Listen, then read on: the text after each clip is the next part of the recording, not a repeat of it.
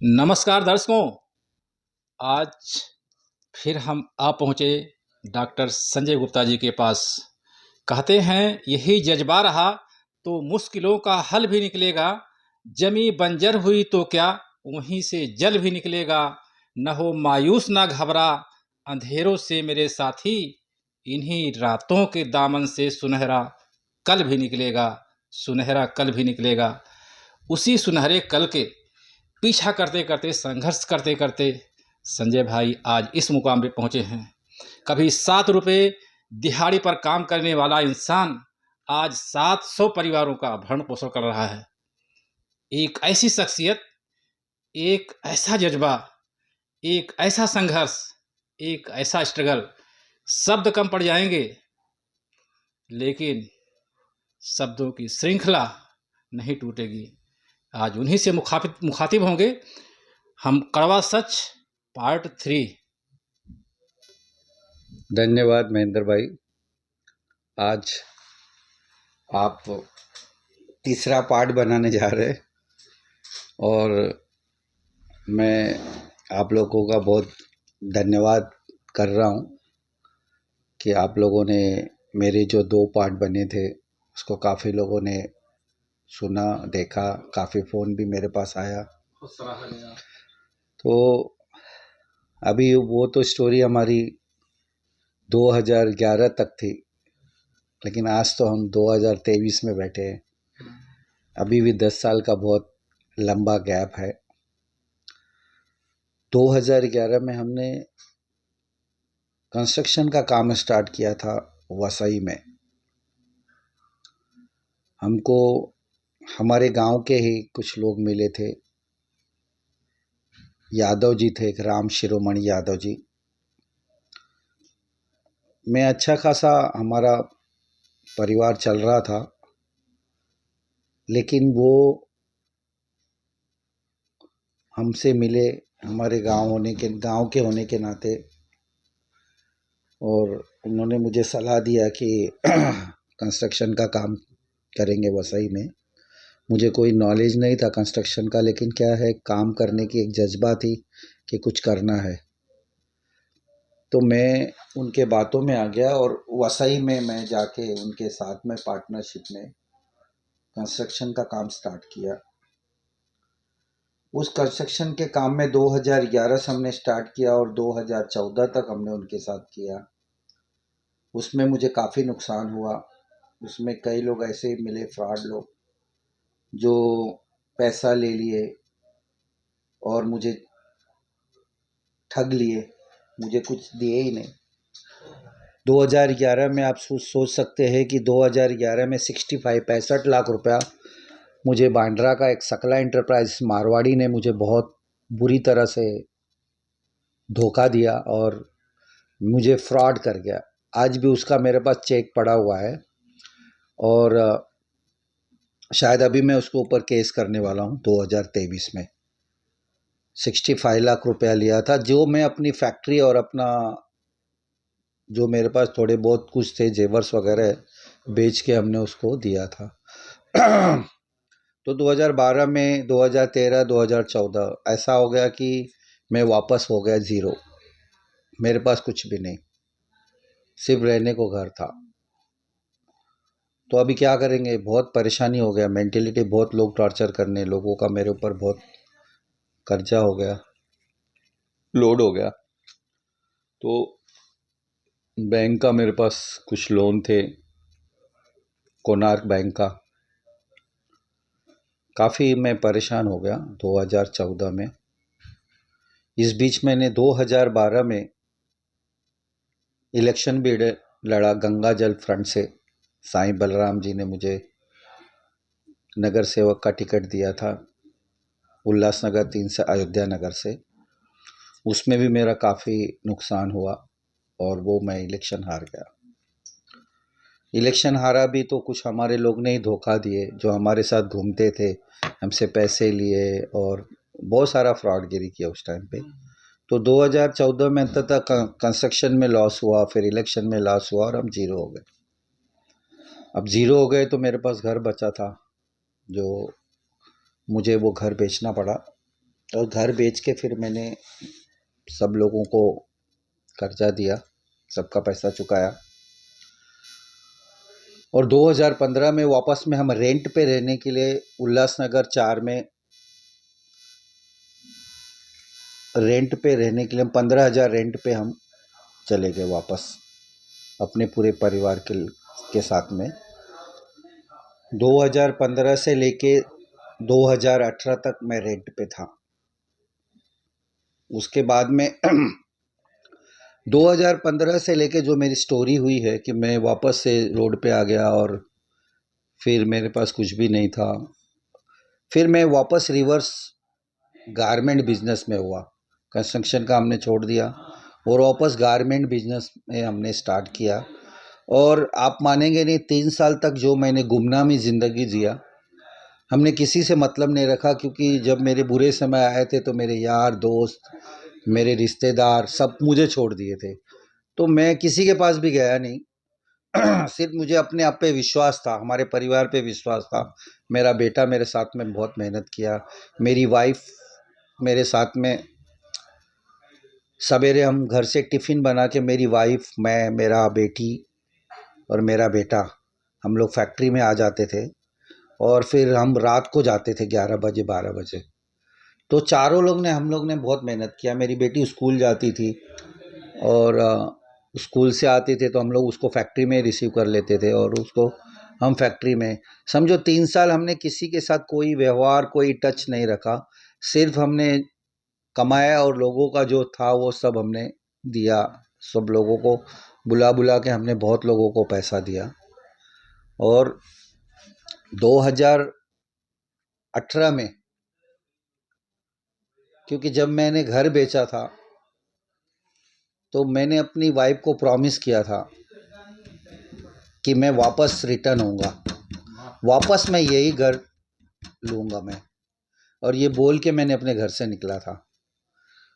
महेंद्र भाई, 2018 में जो घर मैंने 42 लाख में बेचा था, वही घर मैंने 75 लाख में वापस खरीदा।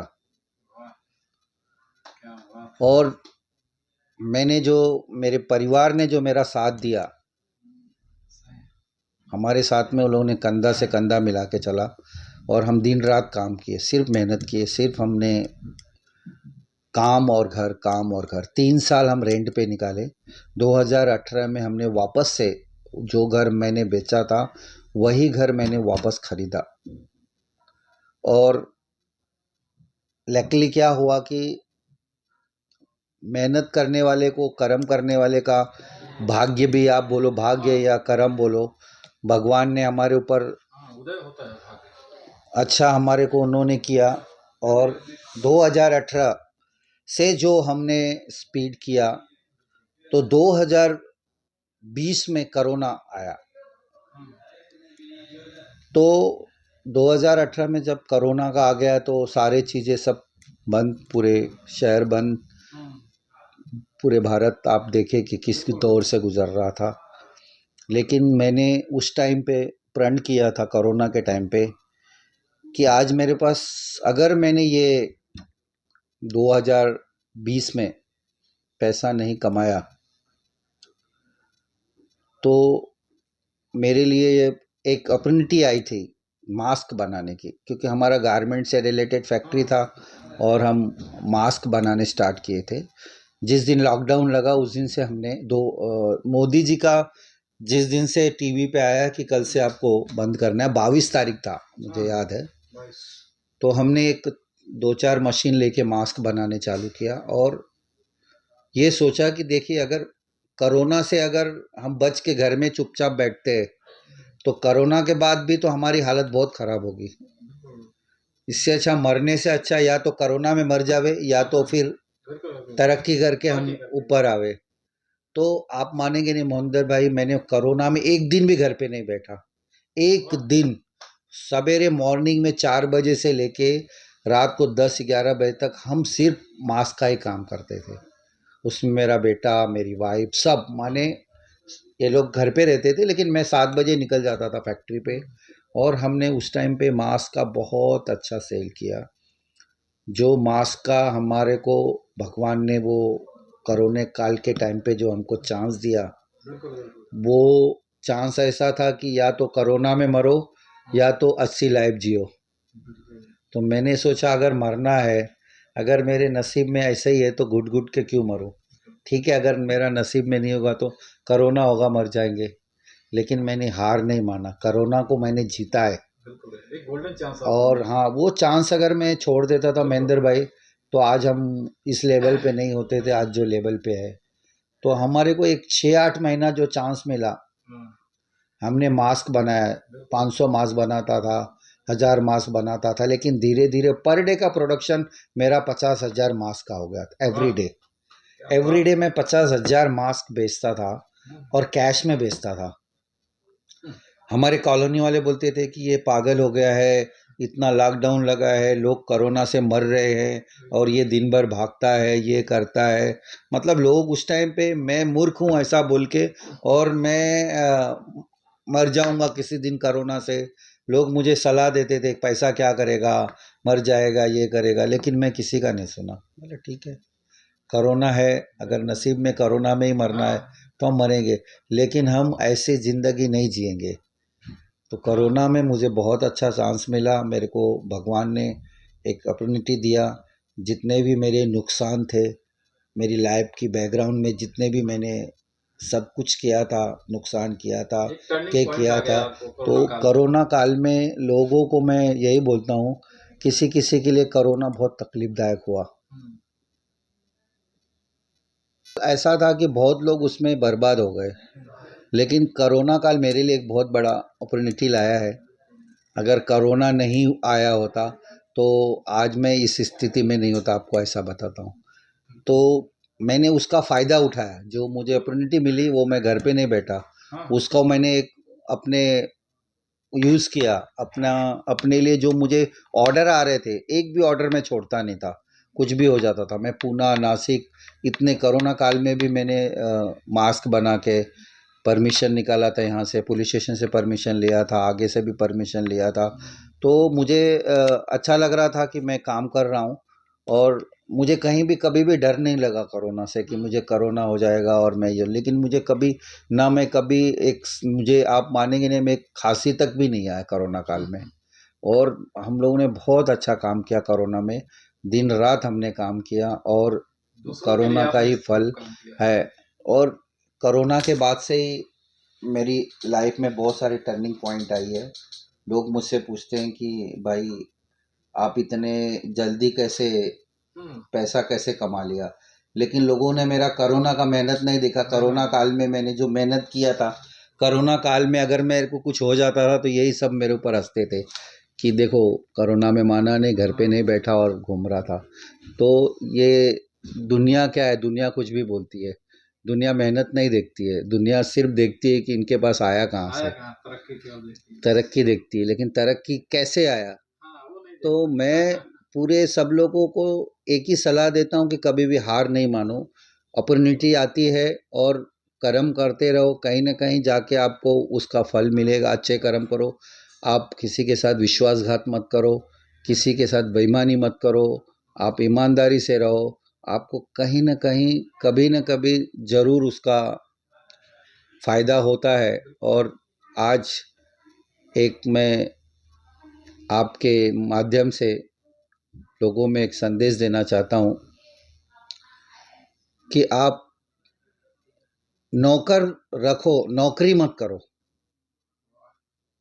मैं आज अगर मैं कहीं नौकरी किया होता तो आज 10-15 हज़ार, या मैं कोई बहुत बड़ा ग्रेजुएशन नहीं था कि मुझे नौकरी मिलता था, लेकिन हमने बिजनेस किया, धंधा किया, और उसमें आज मेरे पास अच्छे अच्छे ग्रेजुएशन वाले, अच्छे अच्छे सीए और आईटी, माने हर एक फील्ड के बच्चे आज हमारे पास काम कर रहे हैं।